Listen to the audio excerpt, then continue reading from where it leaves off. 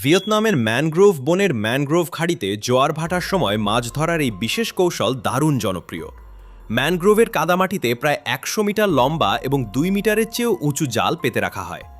জোয়ারের সময় সমুদ্র ও নদীর পানির সাথে হাজার হাজার মাছ ও সামুদ্রিক প্রাণী এই জালে এসে ঢোকে, আর ভাটা নামতেই তারা আটকা পড়ে যায়। হাইগো এবং তার স্ত্রী যখন তাদের জালে আসেন, তখন প্রথমেই তাদের চোখে পড়ে অজস্র ছোট বড় মাছ।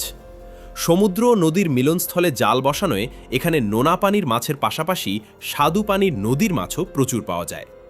রঙিন ছোপ দাগওয়ালা বাটারফ্লাই ফিশ বা জিনগু মাছ, ছুচালো মুখের নিডল ফিশ এবং তাজা চিংড়ি জালে কিলবিল করছে। অন্যদিকে স্বাদু পানির ক্যাটফিশ বা মাগুর মাছ এবং বাইন মাছও প্রচুর আটকা পড়েছে। তারা দুজন মিলে দ্রুত কাজ শুরু করেন এবং একের পর এক মাছ ঝুড়িতে তুলতে থাকেন।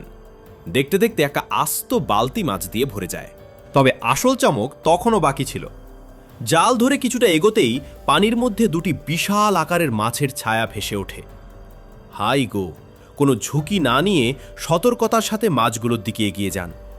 কাছে গিয়ে দেখা যায় দুটি বিশাল আকারের বারামুন্ডি বা ভেটকি মাছ।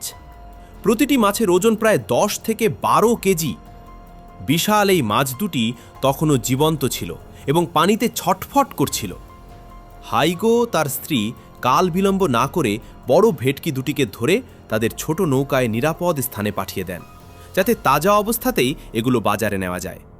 এরপর তারা ভাটার নিচু খাড়ি ও পানির গর্তগুলোর দিকে মনোযোগ দেন। কাদামাটি ও নিচু গর্তগুলোতে ক্যাটফিশ ও অন্যান্য মাছ লুকিয়ে থাকে। সেখান থেকেও জালের সাহায্যে থোকা থোকা মাছ তুলে নেওয়া হয়। একই সময়ে জালে আটকে থাকা তৃতীয় আরেকটি বিশাল আকারের ভেটকি মাছও উদ্ধার করা হয়। দীর্ঘ ২ ঘন্টারও বেশি সময় ধরে টানা পরিশ্রমের পর পুরো দিনের শিকার এক জায়গায় জড়ো করা হয়। পরিষ্কার করার পর যখন সব মাছ মেপে দেখা হলো, সবাই তা দেখে তাজ্জব হয়ে গেল। বিশাল ৩টি ভেটকি মাছের ওজনই ছিল প্রায় ৩০ থেকে ৩৫ কেজি।